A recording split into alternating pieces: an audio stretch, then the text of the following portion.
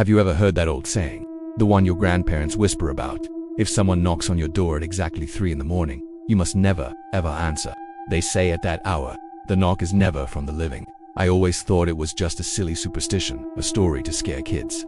Until one night, I learned the truth. The clock on my wall clicked softly, the second hand landing perfectly on the 12:03 a.m. A knock came from the front door. Knock, knock. It wasn't loud or urgent. It was calm, rhythmic, and chillingly patient.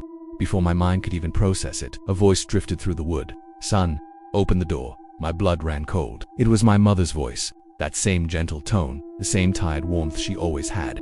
The exact way she used to call me home for dinner when I was a boy. But it was impossible, because my mother was sitting right across from me, on the edge of my bed. Her face was a mask of pure terror, her eyes locked on the door.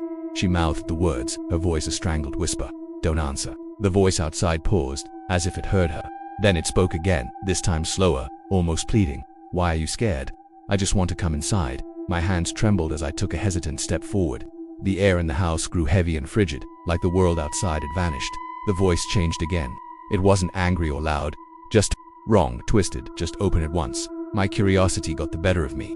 I crouched down, peering into the dark gap under the door. And that's when I saw them. Feet, bare, unnaturally pale, and they were turned completely backward. A sharp pain shot up my arm. My mother had grabbed me, her grip like a vice. "That's not me," she hissed, her voice trembling.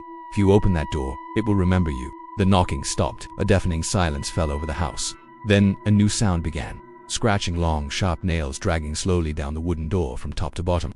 Over and over again, the voice whispered my name now, shedding the disguise of my mother. "You heard me," it hissed, the sound seeming to come from inside my own head. "That means I chose you." I don't remember what happened after that. I think I blacked out.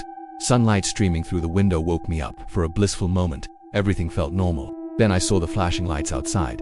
Police cars, an ambulance. My neighbors were huddled together on the sidewalk, their faces pale with shock.